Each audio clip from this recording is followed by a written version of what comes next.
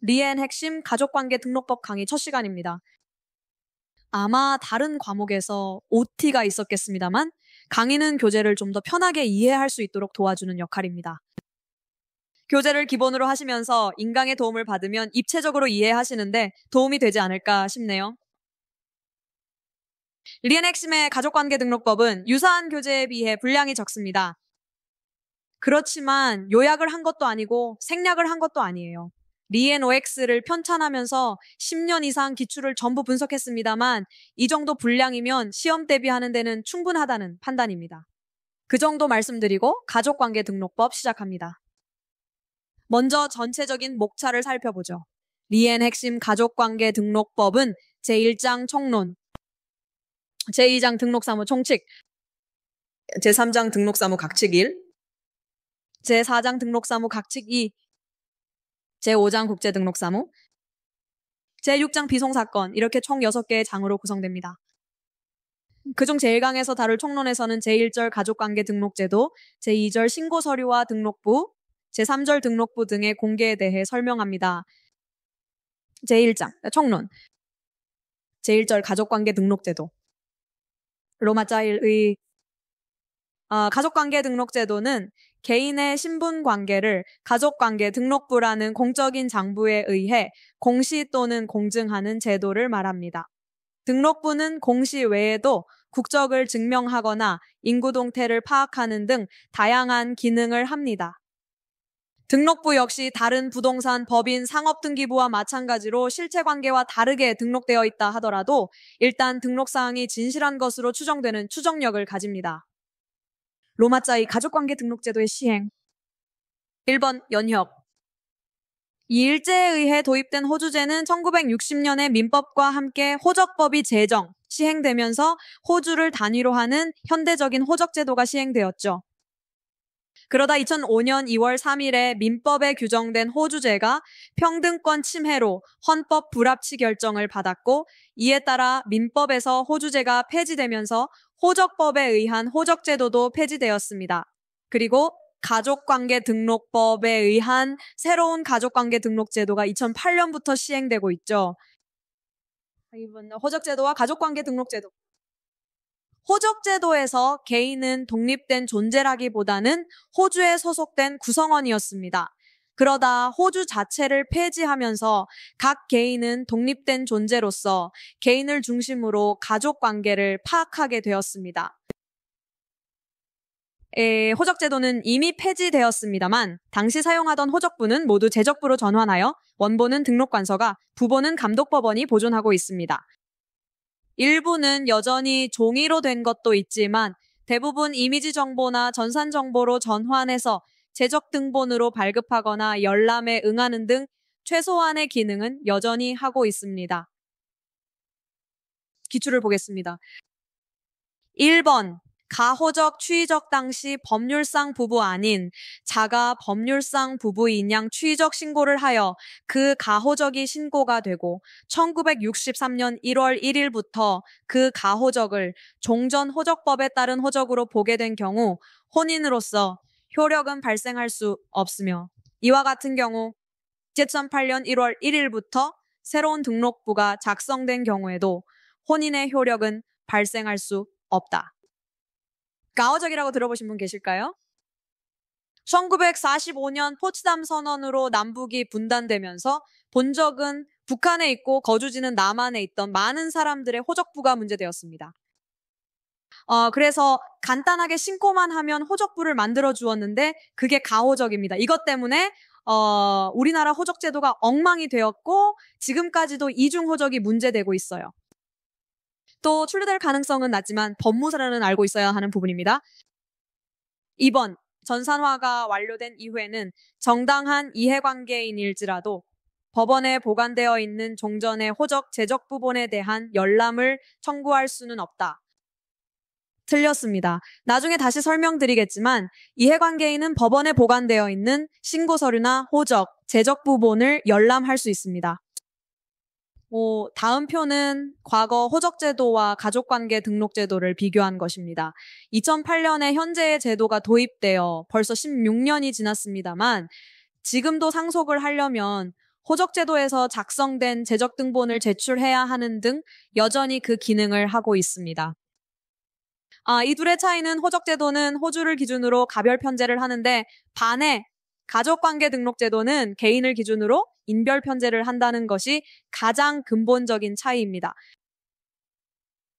쉽게 말해서 호적제도에서는 호주인 아버지 호적부만 있고 여기에 배우자, 자녀가 속해 있는 그런 모습이었다면 가족관계 등록제도에서는 아버지, 배우자, 자녀 각자가 1인당 1등록부를 가지고 있습니다. 옛날에 내가 성을 간다 이런 말이 있었는데 기억들 하시죠? 성을 간다는 것은 해가 서쪽에서 뜨는 것처럼 불가능한 일로 인식들 했죠. 그리고 법에서도 이를 허용하지도 않았고. 그러나 지금은 법원의 허가를 받아 어렵지 않게 바꿀 수 있습니다. 참으로 격세지감이 들어요. 그리고 과거 본적이라고 불렀지만 지금은 등록기준지입니다. 아까 호적부, 재적부라고 해서 이게 뭔가 하실 분 계셨을 텐데 지금은 등록부, 폐쇄 등록부라고 하는 것입니다. 로마자 3, 등록사무의 적용법규. 1번, 적용법규.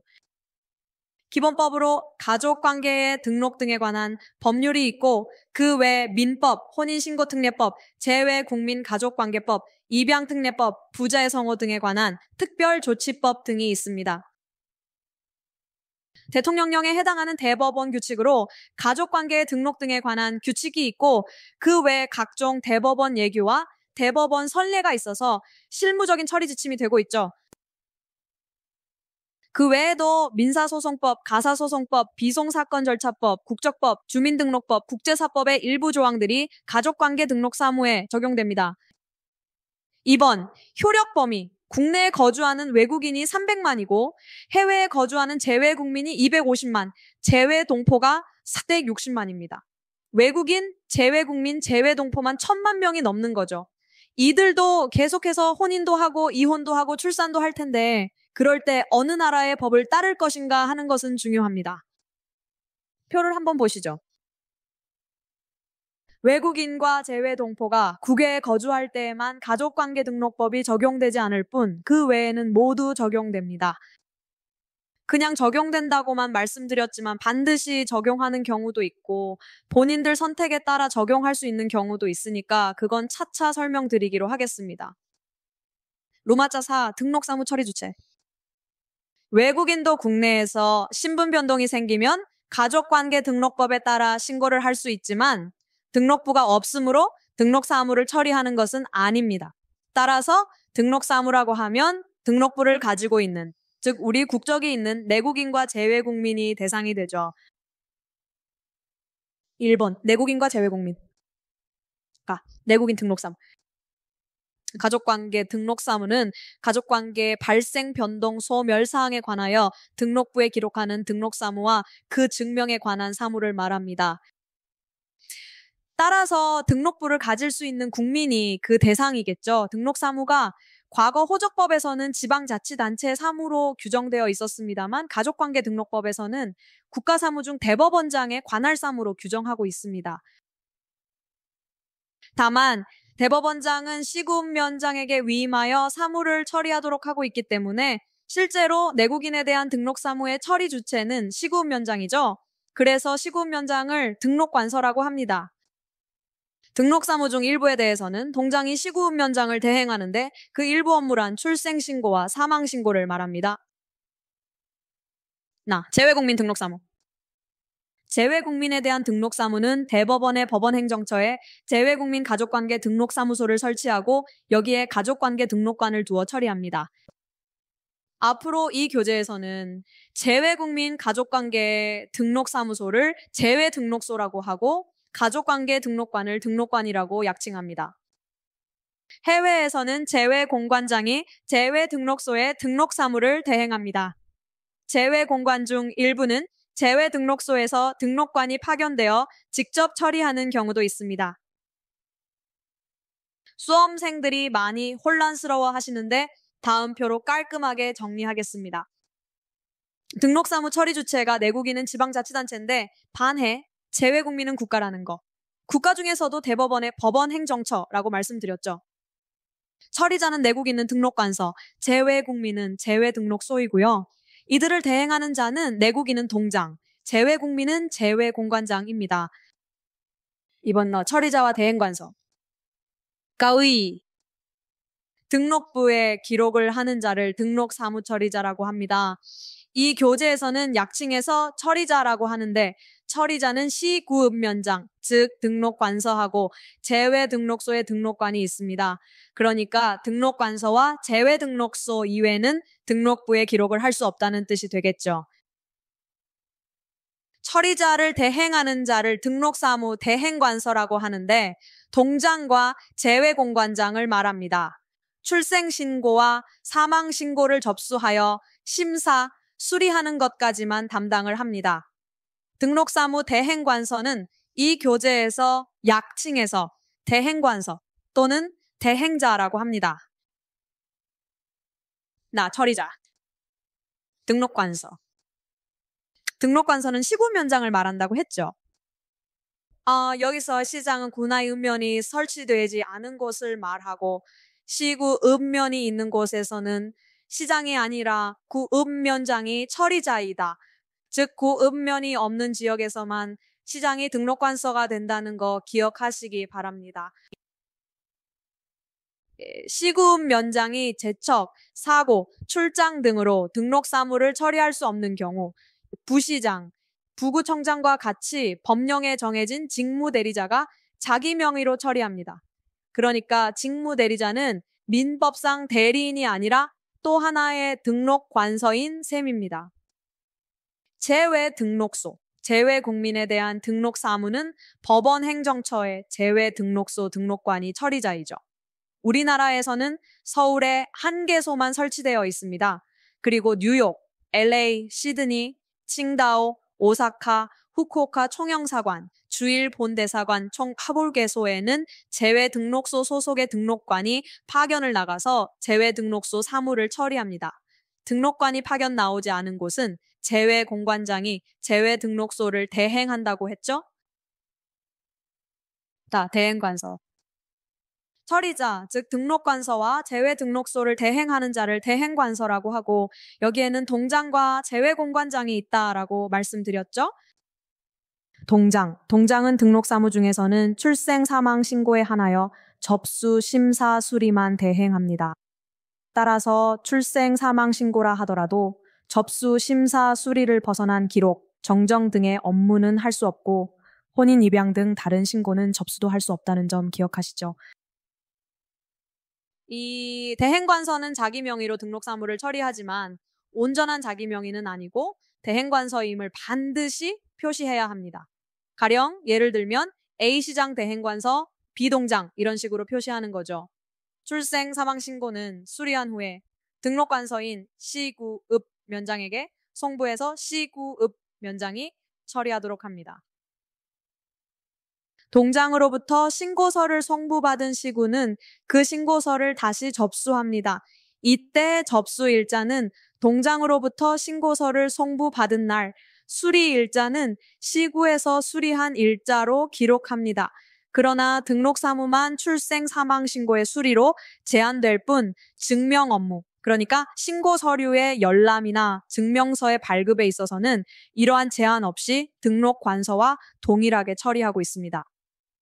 그리고 출생 사망 신고와 관련한 과태료 부과도 동장이 대행합니다.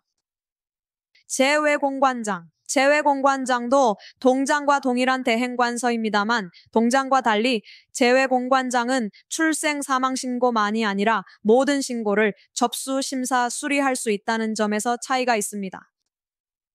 그렇지만 기록 정정에 대해서는 동장과 마찬가지로 재외공관장이 할 수 없고 재외등록소에 송부하여 처리하게 해야 합니다. 동장과 마찬가지로 증명 업무는 제한이 없습니다. 그러나 모든 재외공관장이 할 수 있는 것은 아니고 법원 행정처장이 지정한 재외공관만 증명 업무를 한다는 것. 결론적으로 업무 범위가 가장 큰 순서로 보면 등록관서, 즉 시구읍면장이 가장 크고 그 다음 재외등록소, 그 다음 재외공관, 그리고 동장이 되겠습니다. 등록관서, 처리자, 대행관서 이런 용어부터 혼란스러우실 텐데 조금 전 표로 정리해드렸던 거 이것만 이해하고 계시면 될 것 같아요. 기출 하나만 풀고 쉬도록 하겠습니다.